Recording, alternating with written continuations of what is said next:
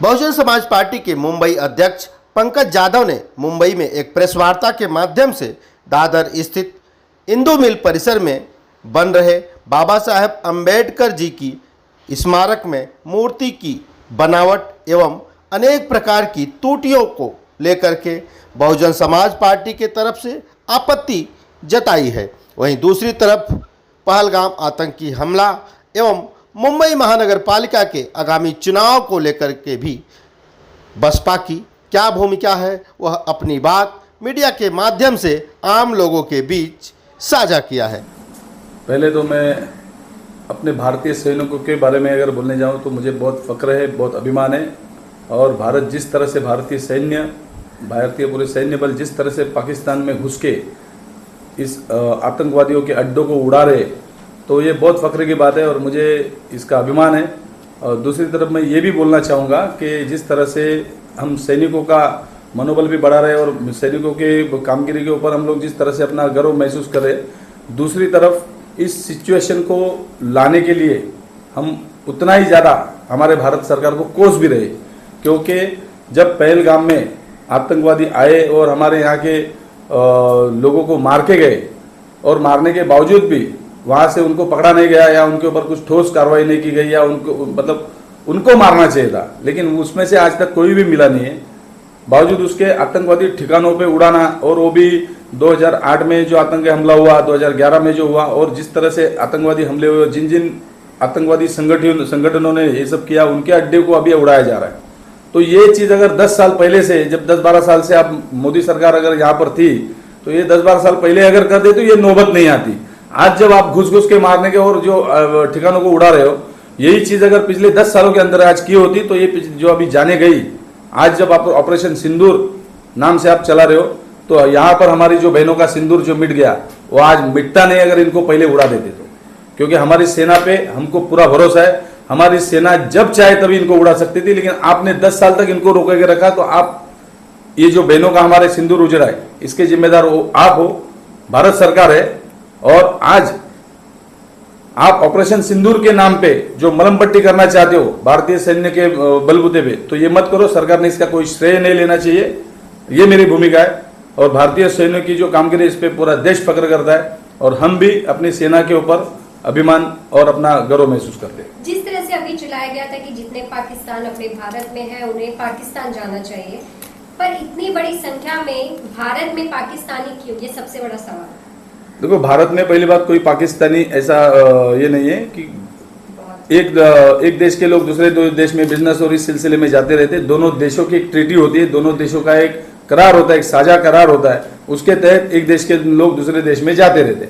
लेकिन भारत और पाकिस्तान की जिस तरह से आतंकवाद को लेकर सिचुएशन है, आतंकवाद जो बड़ी समस्या है, पाकिस्तान ने अपनी जमीन आतंकवादियों को अपने अड्डे बनाने के लिए दी है और भारत ने इस तरह से कुछ किया नहीं है।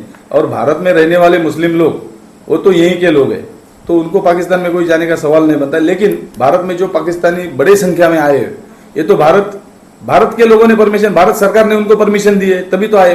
लेकिन भारत में रहने वाले जो मुस्लिम समाज के लोग हैं, क्या उन्हें पाकिस्तान में शादी करना सही है, आप मानते हैं इसको? देखो, शादी का सवाल अगर भारत परमिशन दे रहा है वहां की लड़कियों के शादी करने के इंडियन लोगों को, तो क्यों नहीं करेंगे?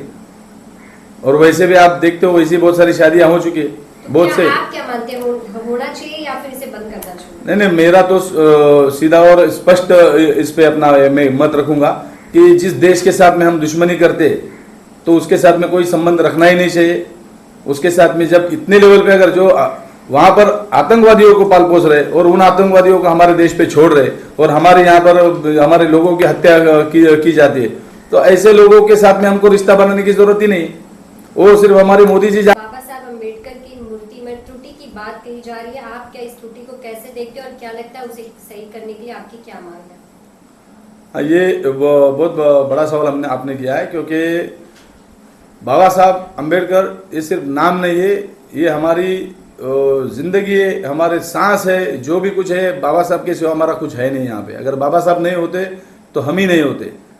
तो बाबा साहब के रिगार्डिंग कुछ भी अगर ऐसा कोई भी गलत चीज अगर हमारे सामने आएगी तो हम इसको बर्दाश्त नहीं करेंगे।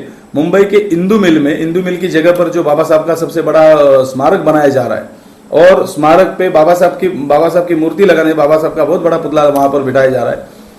लेकिन वो पुतला हमें ये जानकारी मिली कि यहाँ पर जो मुंबई के कामगार नेता है रमेश यादव, उनके साथ में 106 ऐसी संगठनाएं हैं जिन्होंने इन सभी चीजों को उजागर किया, सब चीजों को जाके परखा, देखा, तो उनको ये पता चला कि वहां पर जो पुतला बिठाया जा रहा है, क्योंकि इन्होंने जो वहां पर रिप्लिका बताया, एक जो प्रतिकृति वहां पर बनाई थी और वो जो सामने दिखाई थी कि इस तरह से पुतला बनाया जाएगा, तो उसमें इतने फॉल्ट थे कि अगर मैं बताने जाऊं कि बाबा साहब का चेहरा जो है, चेहरे के साथ में भी वो प्रॉपर कोई मैच नहीं कर रहा। उनके जो कपड़ा, उनका पहराव है, बाबा साहब का पहराव ये दुनिया में जाना जाता है कि बाबा साहब की जो स्टाइल थी, बाबा साहब जिस तरह से अपना पहराव पहनते थे, अंग्रेज भी उनको देख के शर्मा जाते थे।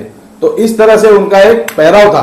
तो उस पहराव में भी बहुत सारी, मतलब जिस तरह से आप देखेंगे अगर वो पुतला तो आपको समझ में आएगा। ऐसा कपड़े का जो एक दिखाया गया है, जो तो मतलब पूरे से फोल्ड हुए, मतलब बेकार ही ऐसा बता दिया गया है। तो वो है, उनके साथ से उनकी जो बॉडी लैंग्वेज है, उनकी शरीर यष्टि, जिस तरह से पर्सनालिटी है, उसमें भी पूरे चेंज कर दिए गए। तो ये सारे बहुत सारे ऐसे सवाल है।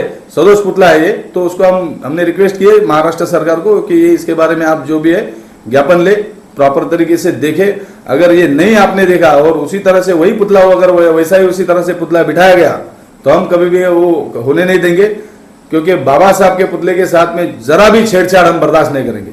इसके लिए अगर हमको तीव्र आंदोलन छेड़ना पड़ा या जो भी कुछ करना पड़ा हम करेंगे, लेकिन ऐसा सदोष पुतला वहां पर बिठाने नहीं देंगे। बहुजन समाज पार्टी की मांग है। और सारे महाराष्ट्र के सभी मुख्य पार्टियों को उन्होंने बुलाया था इसके बारे में चर्चा विमर्श करने के लिए, अपने अपने रिकमेंडेशंस के लिए। तो हमने भी एक राष्ट्रीय पार्टी के तौर पे हमें बुलाया गया था और मैं खुद था वहां पर कॉन्फ्रेंस में। तो हमने अपनी तरफ से 2-3 बातें रखी, जिसमें से पहली बात यह है कि यहाँ पर जो सामाजिक न्याय विभाग केंद्र की तरफ से जो स्टेट को फंड दिया जाता है, उस फंड का प्रॉपर उसी काम के लिए यूज होता है या नहीं होता है, इसका कहीं तो भी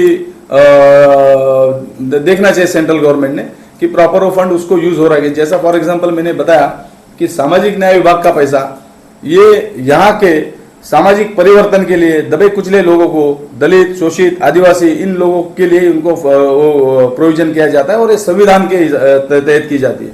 अगर संविधान के तहत ये नहीं होता तो आप देख सकते हो, इवन इतना फंड देने के बावजूद भी वो फंड डाइवर्ट किया जाता है। मतलब संविधान ने तो आपको बताया कि ये फंड इनको देना जरूरी है, प्रोविजन करना जरूरी है, लेकिन उस प्रोविजन के तहत उसका यूज नहीं किया जाता। आज महाराष्ट्र में लाडली बहन योजना, लाड़की बहन योजना इन्होंने लाई।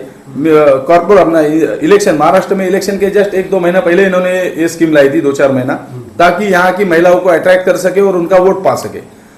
लेकिन वो स्कीम लाने के पहले इन्होंने अपना बजट, अपना किस तरह से अपनी सिचुएशन है, फाइनेंशियल सिचुएशन है, देखनी चाहिए थी। लेकिन महाराष्ट्र सरकार ने जो आदिवासी और अपने बहुजन समाज के लिए, मागासवर्गीय लोगों के लिए जो फंड था, यहाँ पे SC ST OBC SC ST का जो फंड था, वो फंड इन्होंने इस लाड़की बहन योजना के लिए दिया। तो ये सवाल हमने वहां पर फाइनेंस कमीशन के सामने रखा। साथ साथ में इरिगेशन का जो सवाल था वो भी हमने रखा है। और किस तरह से जो फंड्स आते हैं यहाँ पे, तो फंड्स आने के बाद उसको किस तरह से यूज किया जाता है, उसके लिए एक सुकानू समिति वहां पर एक दी जाए।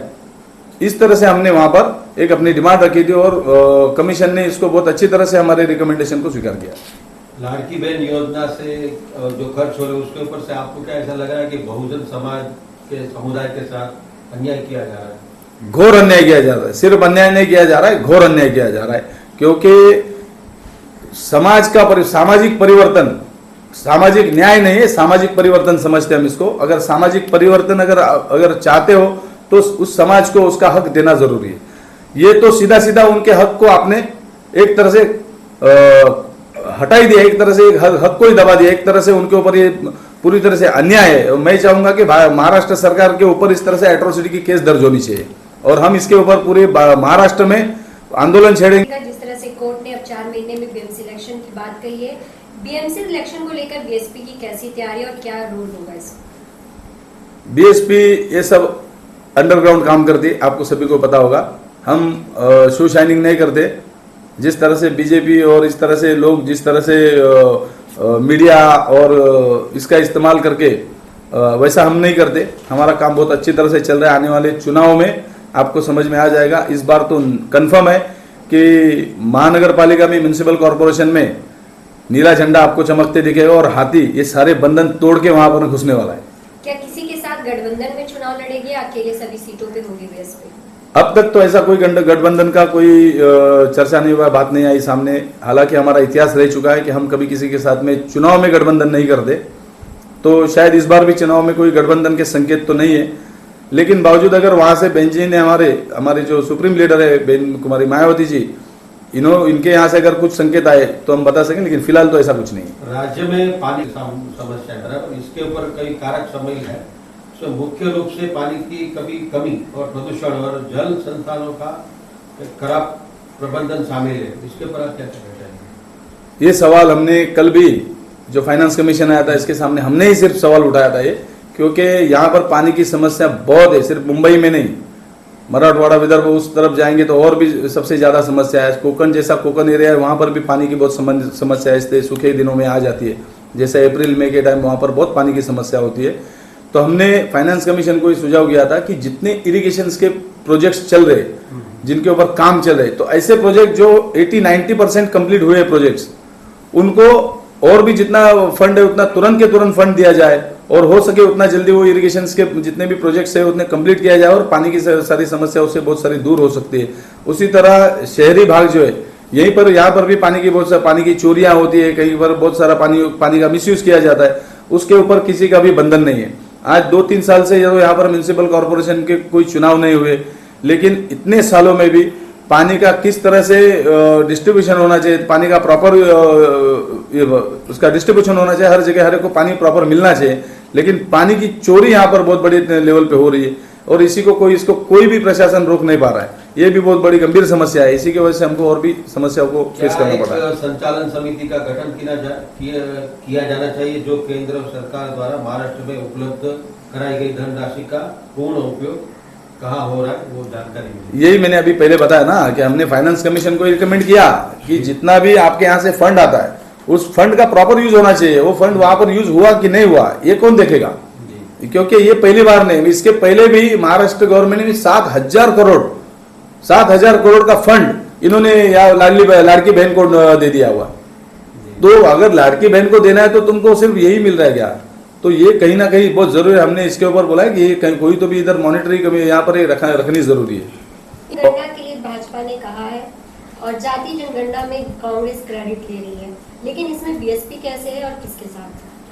देखो, इतिहास पूरे भारत को पता है। अभी नए जो अभी 10 साल से में जो सत्ता में आए, ओके, तो उनको भी इसका पूरी तरह से अंदाजा है।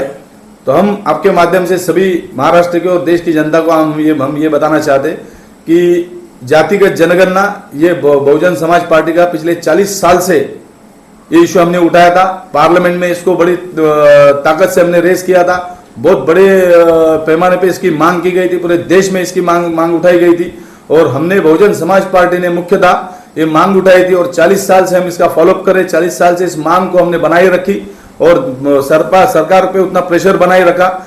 इसीलिए सरकार ने ये फैसला लिया कि जातिगत जनगणना की जाए, ताकि हमारा उद्देश्य है कि हमारे लोग कितने, प्रॉपर डेटा क्या है, लोगों तक उतना जो भी गवर्नमेंट की तरफ से अवेलेबल किया जाता है, जो भी व्यवस्थाएं दी जाती है उतने उनको न्याय मिलता है कि नहीं मिलता है, ये देखना है। तो जातिगत जनगणना बहुत जरूरी थी। हमारे लोग कितने ये जानना, उनका डेटा लेना और उसी हिसाब से फिर उनको व्यवस्था में किस तरह से ला सकते हैं, उनके लिए क्या कर सकते हैं, ये हम डिसाइड कर सकते हैं। इसीलिए जातिगत जनगणना ये हमारा मुद्दा है। हाँ, लेकिन कांग्रेस अगर इसका श्रेय लेना चाहती है तो उनको कोई भी हक नहीं, क्योंकि कांग्रेस खुद इतने 70 साल से उन्होंने राज किया है।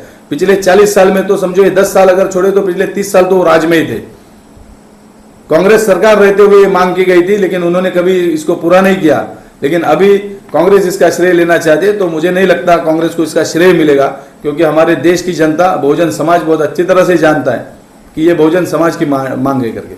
मुंबई अध्यक्ष पद पर आप विराजमान होने के बाद आप मुंबई के बसपा के कार्यकर्ताओं को क्या कहना चाहेंगे? मैं आपके सभी के माध्यम से मेरे बसपा के कार्यकर्ताओं को बताना चाहूंगा, क्योंकि वैसे तो मुझे मेरे बसपा के कार्यकर्ताओं को न्यूज़ के जरिए कोई बात बताने की जरूरत नहीं पड़ती, क्योंकि हम सब केडर बेस्ड कार्यकर्ता है और हमारे केडर्स और हमारे मीटिंग्स और हमारे जहाँ पर जो संवाद करने का हमारा तरीका है वो सबसे अलग है। हाँ, लेकिन आपके माध्यम से मैं देश की जनता को ये जरूर बताना चाहूंगा और महाराष्ट्र के खास करके बहुजन समाज को ये बताना चाहूंगा, क्योंकि आज जो पीढ़ी यहाँ पर आप देख रहे हो, आज की जनरेशन देख रहे हो, तो इन्होंने अभी तक बीएसपी का केडर किसी ने किया नहीं है शायद, इसी के लिए इनको अभी तक पता नहीं। और बाकी भी महाराष्ट्र के और भी सारे लोगों को भी ये बताना चाहूंगा कि एक बार आप बहुजन समाज पार्टी की विचारधारा को समझे, एक बार आप बहुजन समाज पार्टी के केडर को अटेंड करें, उसके बाद आप बहुजन समाज पार्टी के बारे में कुछ भी राय देनी है तो आप दे सकते हो। लेकिन मेरा दावा है कि देश का कोई भी नागरिक या महाराष्ट्र का कोई भी नागरिक,